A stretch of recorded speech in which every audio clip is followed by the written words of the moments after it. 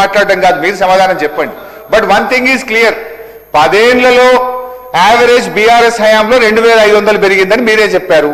నేనేమంటున్నా, ఇప్పుడు మీరు ఒక్క సంవత్సరమే 12,338 కోట్లు ఎట్లా పెరుగుతుంది? 2,500 ఎక్కడా, 12,300 ఎక్కడా అని అడుగుతున్నా. ఇది ఎట్లా చేస్తారో ఆ మంత్రం ఏందో చెప్పండి, మ్యాజిక్ ఏందో చెప్పండి అంటున్నా. అది భట్టి గారు తమ సమాధానంలో చెప్పాలి. ఇక పోతే అధ్యక్ష లేదు, I'm not yielding sir, I'm not yielding sir, I'm not yielding sir, please sir, ఇది కరెక్ట్ కాదు సార్, సార్ కరెక్ట్ కాదు సార్, సార్ సార్ ఏం సార్ ఇది?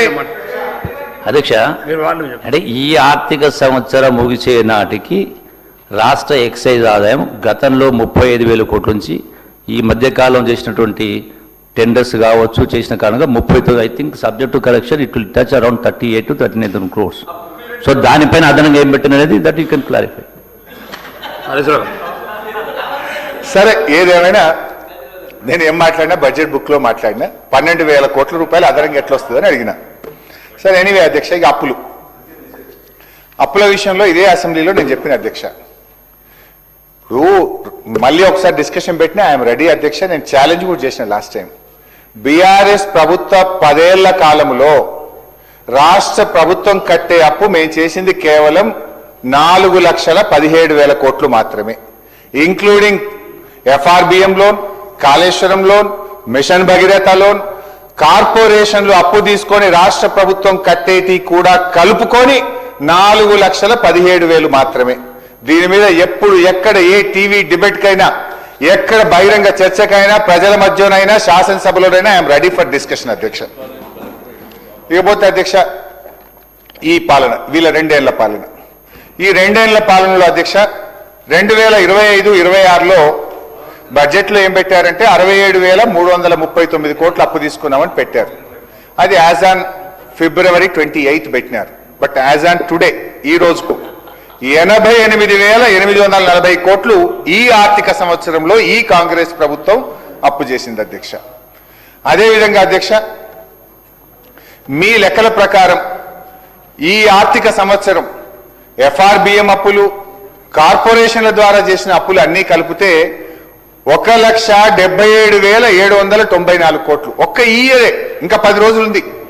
ఈ ఒక్క సంవత్సరమే మీరు చేసిన అప్పు 1,77,794 కోట్లు. ఇంత 10 రోజులు అయిపోతే నాకు తెలిసి 2 లక్షల కోట్లు చేస్తారు అధ్యక్ష. ఈ ఒక్క సంవత్సరమే మీరు 2 లక్షల కోట్ల రూపాయలు అప్పు చేయబోతా ఉన్నారు అధ్యక్ష. అధ్యక్ష, మీరు మా గురించి మాట్లాడతారు అధ్యక్ష. లాస్ట్ ఇయర్ ఈ ఇయర్ కలిపి కాంగ్రెస్ ప్రభుత్వం చేసిన అప్పు 3,70,000 కోట్లు అధ్యక్ష. ఈ రకంగా అప్పుల విషయంలో ఒకే తప్పుడు మాటలు మాట్లాడడం మానేయండి. బీఆర్ఎస్ ప్రభుత్వం చేసింది కేవలం 4,17,000 కోట్లు మాత్రమే. దాని మీద ఒక ఫుల్ ఫ్లెజ్డ్ ఒక రోజు ఎక్కడ ఏ డిస్కషన్ కైనా మాజీ ఆర్థిక మంత్రిగా నేను రావడానికి సిద్ధంగా ఉన్నా. ఎవరు వస్తారో మీరు రండి. థ్యాంక్ యూ అధ్యక్ష. ఈ సభలో అయినా రెడీ సార్. ఇకపోతే అధ్యక్ష, బడ్జెట్లోని మిగతా డిపార్ట్మెంట్స్ కూడా పోదాం. ఫైనాన్స్ మాట్లాడుకున్నాం, ఎఫ్ఆర్బిఎం మాట్లాడుకున్నాం, జిఎస్డిపి మాట్లాడుకున్నాం, పర్ క్యాపిటా మాట్లాడుకున్నాం. Now will go to department wise. Bhatti గారు ప్రవేశపెట్టింది. గౌరవనీయులు భట్టి గారు తన బడ్జెట్ ప్రసంగంలో ఏమన్నారంటే అధ్యక్ష, బడ్జెట్ అంటే సంఖ్యల చుట్టూ తిరిగే అంకెలు కాదు, ఇది ప్రజల చుట్టూ తిరిగే సంఖ్యలు. బడ్జెట్ ప్రజల జీవన స్థితిగతుల మార్పుకు దోహదపడే లెక్కలు అని భట్టి గారు తన ప్రసంగంలో చెప్పారు. సరే, ప్రజల జీవన స్థితిగతి మార్పుకు దోహదం చేసే ఈ లెక్కలు ఈ బడ్జెట్లో ఎక్కడున్నాయో చెప్పగలుగుతారా? ఏం sir? Sir, it's minimum principal opposition will speak for 2 hours sir. There are lot of interruptions. Kindly cooperate. ఇంకోటి సార్, ఈ రాష్ట్రానికి ఇంతకంటే ముఖ్యమైనది అసెంబ్లీకి ఏముంటుంది స్పీకర్ సార్? సార్, ఏదో కుట్ర జరుగుతుంది సార్ నా మీద. లేదు హరీశ్రావు గారు, 1:15 నిమిషాలు మాట్లాడిన మీరు కంక్లూడ్ చేయండి. సార్, ఇక మాట్లాడేదంటే కూర్చోమంటే కూర్చుంటా, మరి బొమ్మటే పోతాం సార్.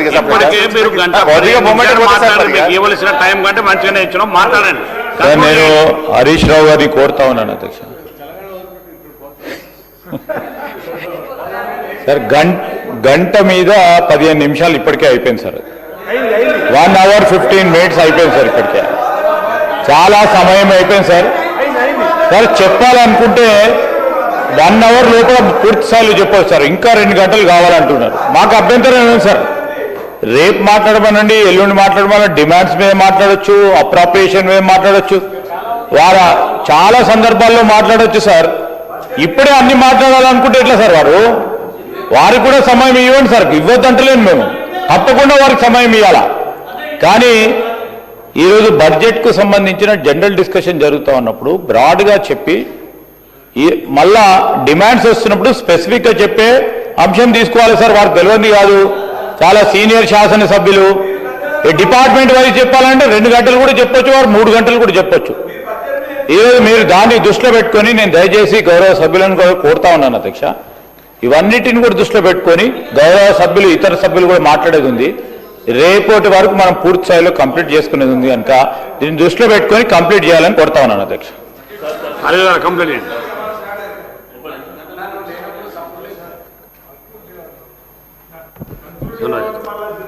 గవర్నర్లో లెజిస్లేటివ్ అఫైర్ మినిస్టర్ గారు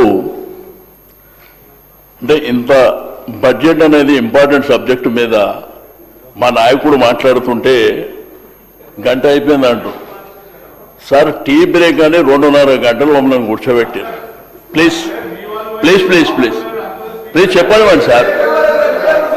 2.5 గంటలు టీ బ్రేక్ అని 2.5 గంటలు కూర్చోబెడితే మేము కూర్చున్నాం సార్. గవర్నర్ అడ్రస్ మీద ధన్యవాదాలు చెప్పేటప్పుడు